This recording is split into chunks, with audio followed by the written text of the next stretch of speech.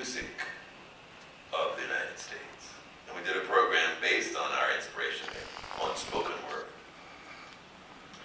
The second thing I really wanted to draw from the Museum of the Portuguese Language is this whole notion that there was no history before European or African people or Asian people arrived in the Americas. And what they did is a timeline from antiquity to 1500. What was happening in the Americas?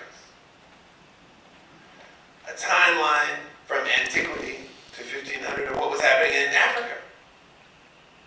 A timeline from antiquity to 1500 of what was happening in Europe. And then in 1500 you have the encounter of these three civilizations. I was remind our visitors, our U.S. residents, that because the United States closed its borders to Asians for a century, Chinese Exclusion Act, Asians go from Asia into Central and South America until we reopen our borders in the 1960s. So we have to learn of history from other museums and other places and how they tell the story, and it informs ours. As I said, I'd like to end with this is a video of people who were curators in this exhibition, Indivisible. There is a book of essays by the curators.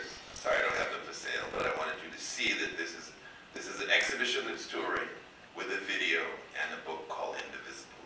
And let's roll the tape and just...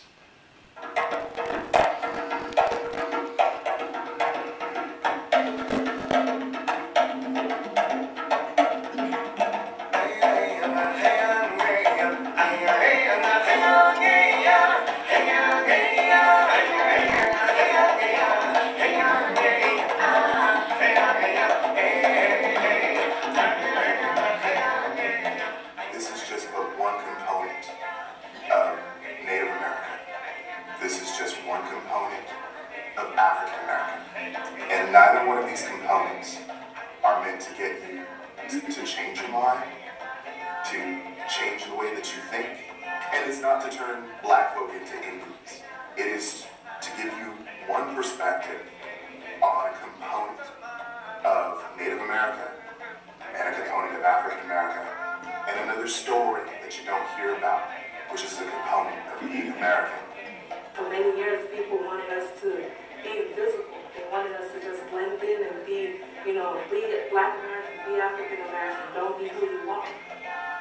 Let's look at who these people are, tell their story, let it be heard all over. It's a question of helping people to see what's always been visible. Join us, mixed heritage individuals, as we reveal our stories, beginning with the question, who am I? I am African American and Choctaw. I'm a Garifuna, and I'm very proud to be one. I'm African American, but I'm also Cherokee. I'm African American because I have African or slave ancestors, and I also have Native ancestors. I just want to say I love it out. I just gotta have it be that, but it never works out that way. I have European relatives, I have African relatives, I have Native American relatives. So being Cherokee is being me. We define ourselves based on experiences that are as diverse as we are. I grew up in Mashpee and I grew up in the Bronx. My father's Mashpee Wampanoag, my mother's West Indian American. Her family's from Barbados. I grew up in two very strong cultures. There is no such thing as the Creek race. It's a nationality. It's the Muskogee Nation. I've never met another Yuki outside of the people in my family, and I've never really tried to seek anyone out because I wasn't sure if I'd be accepted. I hate strong origins and strong culture in the house. Now, when I walked outside that door into the urban environment, are you white or black? That was the big question. These shared identities are indicative of family choices. They transcend policy. They transcend race. Our search for identity and acceptance is complicated by the racial dynamics of this country. We continue to face conflict with white Americans, African Americans, and Native Americans. For individuals that have both African and Native heritage, I think society wants to code them as black. The concept of there being a problem with being mixed wasn't an issue that happened with blacks and Indians in a vacuum. It was blacks and Indians living in a white racist dominated society. For years, when someone has asked me about my race, how I identify racially, I simply said African American because, again, since it's not on my birth certificate, I just never bothered. Inwardly, I'm African American and Native, and I'm really proud of that. When I was younger, we lived in an all-white town, Katuitt, and there was no Native. You were just black. You had nothing to say about it.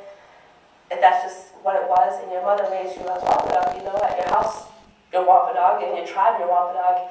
But at school, we were just black. We get treated as Africans and not as Native Americans.